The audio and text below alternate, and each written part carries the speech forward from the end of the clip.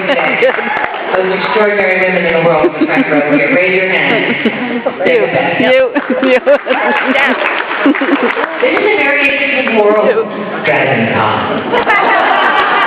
It must be like the United Nations in an altered state. The United Nations on acid.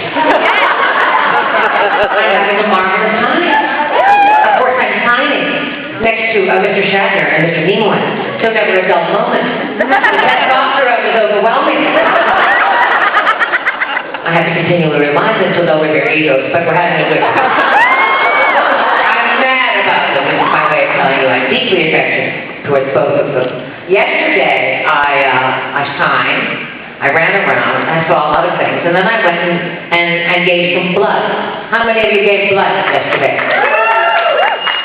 I just tell you what kind of a world this is. I went into this inner room that reminded me of something on Voyager. And I lay down. It's a great way to put your feet up. It's the only way to get rest on this weekend, isn't it? 10 minutes. And I lay down in this little shed, and next to me was this vision. It was a butterfly, a human butterfly. A human butterfly, all white. She had wings in her hair, wings in her eyes. And she was with two attendees, and they were hovering over her. And it was clear to me that this was the first time in this girl's life she'd ever given blood, and that it was momentous and terribly important. So her attendees were saying, "Don't worry about her. As a matter of fact," they were Irish. "As a matter of fact, I understand that one of the captains might be in here, giving her own placement." And the other girl said, "Oh, you're mad. Which one?" "Oh, you know the one that lost."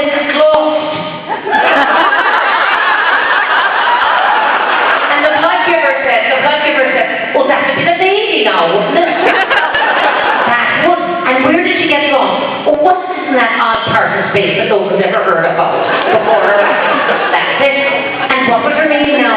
Wasn't it Mary? Was it Mary Kate? No, it sounded Jane. And then I said, "Do you mean Captain Janeway?" And all the way so much that Jane, big Jane, as it turned out. And from there I went back to my signing with those two devils. And from there we went to the banquet honoring Mr. Nimoy. And quite right that he should be honored for a lifetime of achievement. Unprecedented, I think, in his experience and in ours. And his remarks were very moving because I thought, oh, what's Leonard going to say? Well, it was one of those moments where you wonder.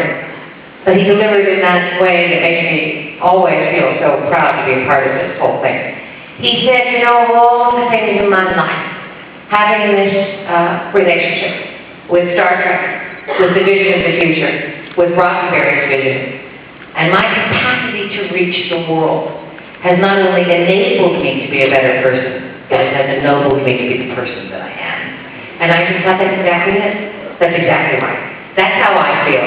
I was asked yesterday how I felt about being Janeway, and there are no words to properly articulate the journey. It's an extraordinary privilege. It's an unbelievable honor, because I was the first girl, ladies and gentlemen.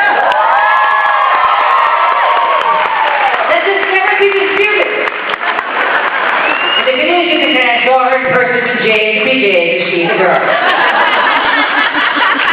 And I had many moments of terror and many moments of glory, but the essential journey was one of complete conviction, high honor, and an excellence in labor and in effort unparalleled in my experience. I have never worked so hard since, and I never worked so hard before. And I'm continually rewarded by meeting new people and coming to these things and finding out how I have touched you, and particularly women and women in science. This is the beauty of science. Are you girls in science? Or are you in science? Engineering, physics, and space mission design. Oh, sing it out, sister one. That's the girl. Now, is it true or is it not true? And I hope you come on up here. Yeah. Come to this microphone, and let's have a little dialogue. What are are you doing? I just got a BS in engineering physics and mathematics, and I'm working on my master's in space mission design and space system engineering. And are your parents in this field? No, they're farmers.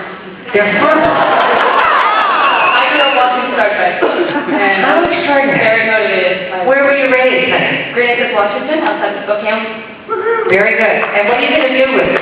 That's a big science community. And what are you going to do with this? We are going to Mars, and I'm taking us there. Turn around and face it. And people hear it. So I want to ask you a question. And you'll answer.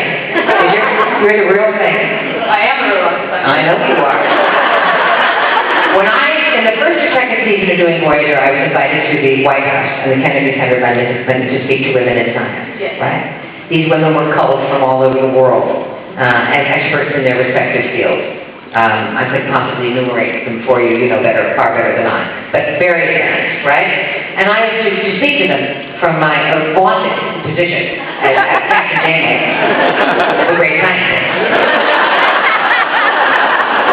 And you know, you lose yourself sometimes. I was writing a speech out of the plane, and I thought, well, of course I'm a scientist. And when I got in front of them, I just threw it away, looking at them and understanding that what had happened, what had really happened culturally in this moment, was that these women of superior intelligence and great promise had chosen me from a pool, I guess, of candidates to speak, because they assumed and concluded, and rightly too, ladies and gentlemen, that if Paramount Pictures and UPN had the balls and the prescience and the foresight to put a lady in this seat, then indeed it was making way for women like you.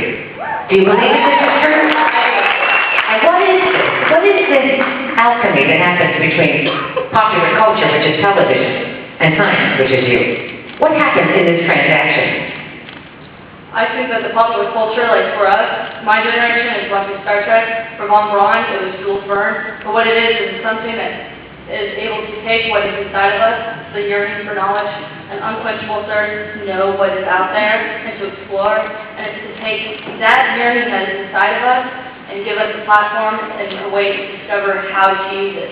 And so for me, I discovered space because I like Star Trek. And I realized I can have this yearning, I can explore and do this because of space. Now look at you, brought me here.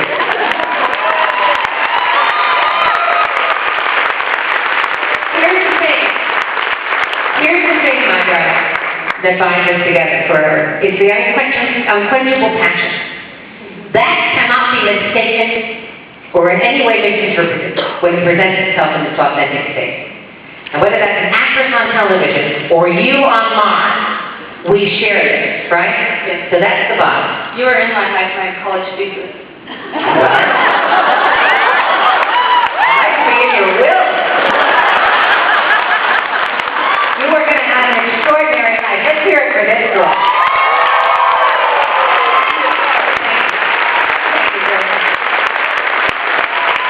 I really very much like to open this up to questions. Do you have any questions for me? Because that way we can sort of share instead of just looking at. Come over here. There's a microphone here. So, and I'm reverberating in a terrible way. Diabolical. I expect that this white eagle is golden rose. What's your question, madam? And the costumes are exquisite. They hardly compare.